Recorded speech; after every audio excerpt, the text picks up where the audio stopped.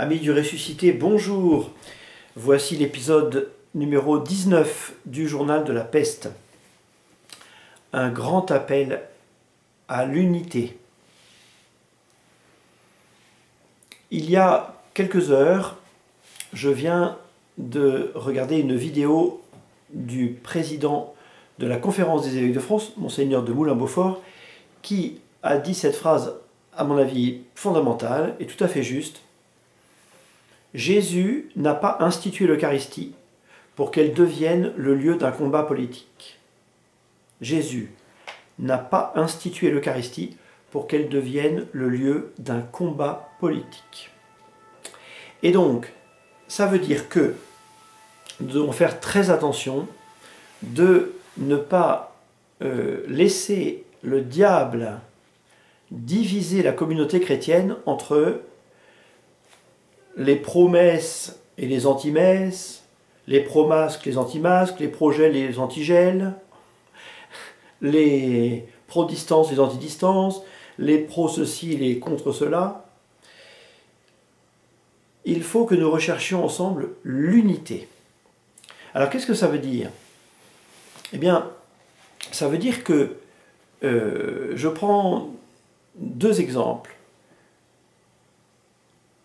Un chrétien qui décide d'aller manifester d'une façon ou d'une autre pour obtenir le retour du culte public plein et entier doit se dire « J'estime pour ma part devoir agir ainsi parce que c'est ainsi que dans un état de droit, on manifeste son opinion pour la faire entendre et la faire respecter par les pouvoirs publics. » Bon. Mais il faut que je comprenne, si je manifeste, que d'autres, pendant ce temps-là, se disent « ce n'est pas un bon calcul de manifester, ça donne une drôle d'image, une drôle d'ambiance, enfin je ne sais pas. » Bon. On a toujours de très bonnes raisons de penser ce qu'on pense. Et à l'inverse, il est très important que ceux qui pensent qu'il ne faut surtout pas manifester se disent quelles sont les raisons qui poussent mon frère et ma sœur de la paroisse à aller manifester quand même. Est-ce que j'ai forcément entièrement raison et que mon frère qui est là à côté de moi a entièrement tort? Est-ce que moi j'ai entièrement raison? Est-ce que mon frère qui est là à côté de moi et qui dit le contraire a entièrement tort? Vous voyez bien que ce n'est pas tenable. Il est certain que les raisons qui poussent les uns à trouver à tout prix une messe et d'autres à éviter à tout prix la messe sont des raisons qui ont leur justification. Et surtout que cette situation qui est très provisoire, parce que l'épidémie cessera, un jour ou l'autre il y aura plus toutes ces histoires, il ne faut pas que cet épisode de la vie de l'Église et de la société divise la communauté chrétienne. Déjà, nous avons perdu en France environ 30% de pratiquants, semble-t-il, selon ceux qui font des calculs. Mais moi, je ne sais pas compter. Bon, il paraît qu'on a perdu 30% de pratiquants. Bon, c'est possible. En tout cas, on a perdu des pratiquants, ça c'est sûr, déjà. Et si les 70% qui restent se divisent au sujet de la messe, alors le diable a tout gagné. Non seulement il a écarté un certain nombre de gens de l'Eucharistie, mais en plus, ceux qui sont encore attachés à l'Eucharistie, il les a divisés en 2, 3, 4, 5 camps. Il a explosé le paysage ecclésial, et une communauté divisée ne peut évidemment pas évangéliser. Et donc, si nous voulons être une famille missionnaire, si nous voulons évangéliser, il faut que nous soyons unis. Et donc, comprendre l'autre. Voilà pourquoi je crois qu'il y a, pour l'unité de l'Église, on pourrait dire une mauvaise image et une bonne image. La mauvaise image, ce serait celle des deux morceaux de bois qu'on unit. Voyez ?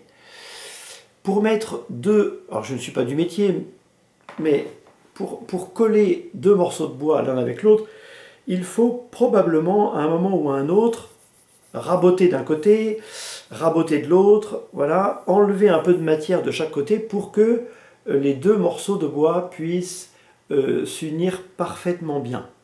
Ça, c'est une assez mauvaise image de l'unité. Parce que ça voudrait dire que, par exemple, moi, catholique, il faut que je sois un peu moins catholique pour pouvoir me rapprocher des protestants et former avec eux l'unité de l'Église.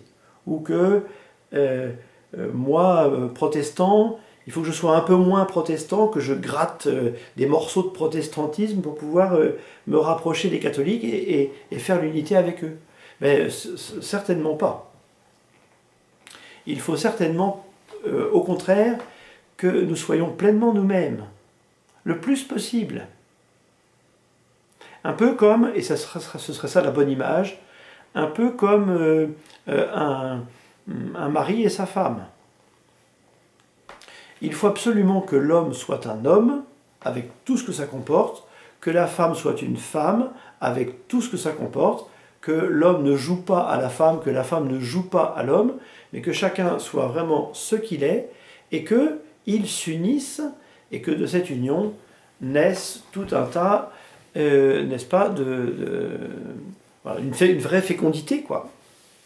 Et donc la fécondité missionnaire dépend de l'unité, et donc une certaine forme d'écuménisme, alors l'écuménisme au sens traditionnel du terme, c'est-à-dire le travail de rencontre loyale, simple, courageuse entre les différentes confessions chrétiennes, mais aussi l'écuménisme à l'intérieur des paroisses, où eh bien, nous essayons de tenir compte de ce qui anime l'autre paroissien, qui a une vision diamétralement opposée, et tout ça d'ailleurs au nom de principes qui sont toujours assez étayés.